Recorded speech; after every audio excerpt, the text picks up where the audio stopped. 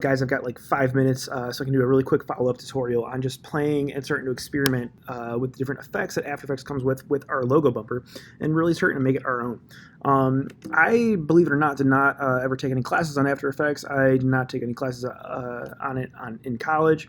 I just learned all on my own through watching tutorials, which you're doing right now, so that's awesome. But I also learned through just playing around and toying and just spending time just tweaking different things in After Effects. And I really do think it's the best way to learn any kind of artistic media is just to play around with it. Some things that I've learned that I can show right now, if I select a bunch of layers, which I have right now, and press Option right bracket, it trims those layers or cuts them off to end where my playhead is, right here.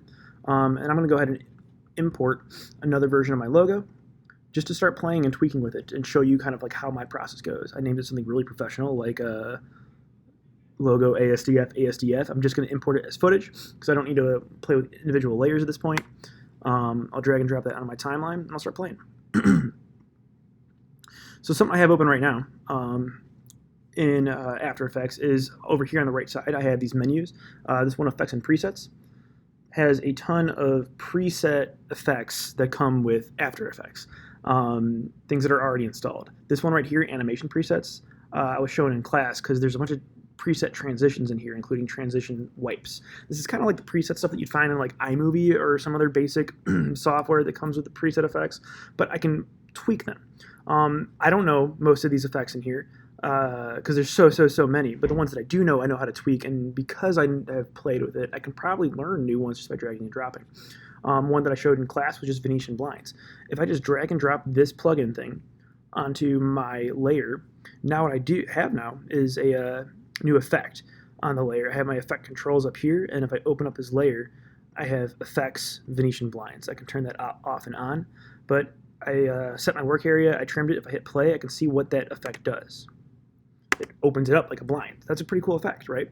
But it's basic. Anyone that opens up After Effects can do that.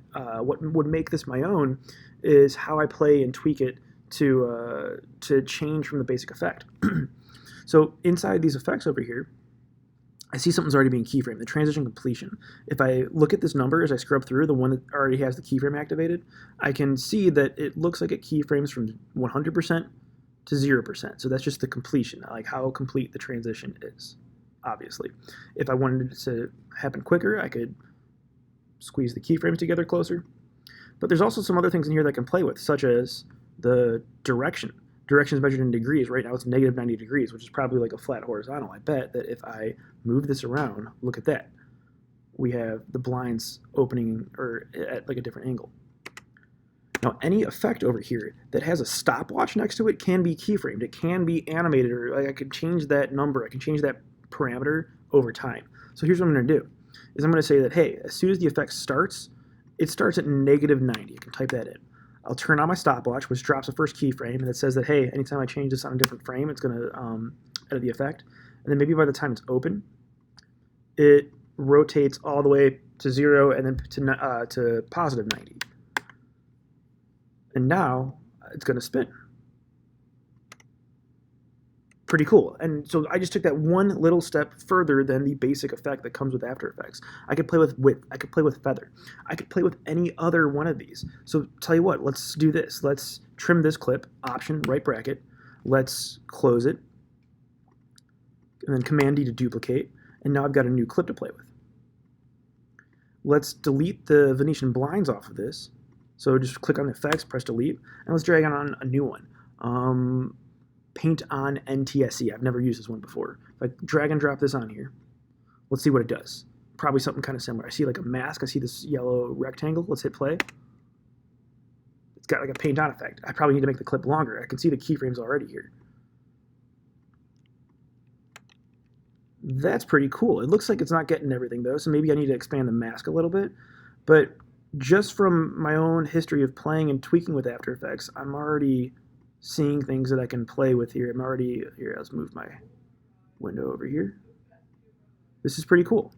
I'm running out of time before I got to go to my next class, but what I just did is I just dragged and dropped a new effect on it. If I open this up, I'm sure under the White Master Control, I got to go to my next class. But under White Master Control, I see the transition. Then there's a bunch of other options under Scribble here. Oh man, that I could probably play with and tweak. And it's the basics of just dragging and dropping effects, changing things, playing with things.